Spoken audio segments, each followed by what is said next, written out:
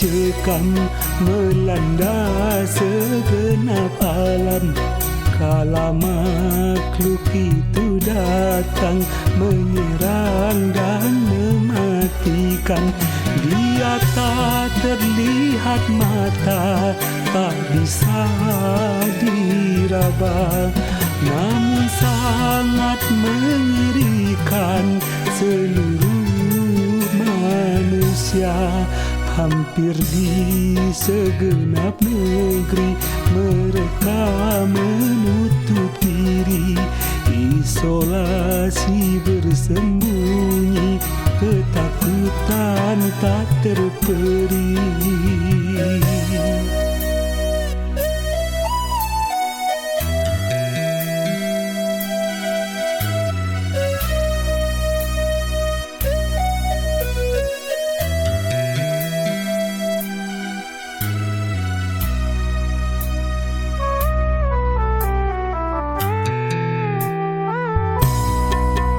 Hanyalah padamu Tuhan kami mohon perlindungan,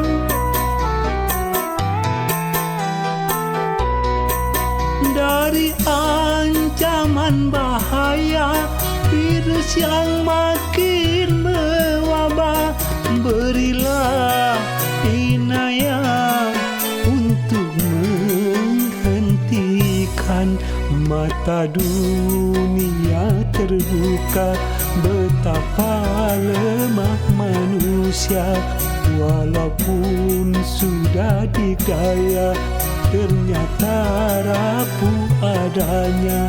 Hanyalah dengan mikroba bernama corona, sungguh telah menghancurkan sendi kehidupan. Ikhtiar dan juga doa mari kita upayakan agar dunia terbebas darinya virus corona.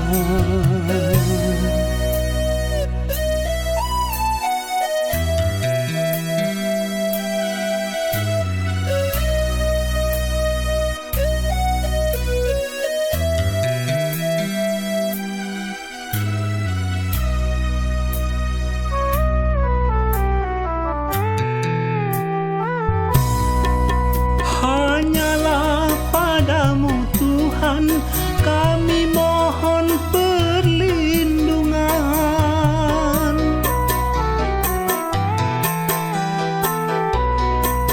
dari ancaman bahaya virus yang makin mewabah. Berilah inayah untuk menghentikan, mata dunia terbuka betapa lemah manusia.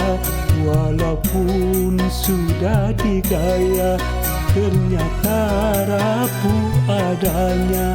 Hanyalah dengan mikroba bernama corona, sungguh telah menghancurkan sendi kehidupan.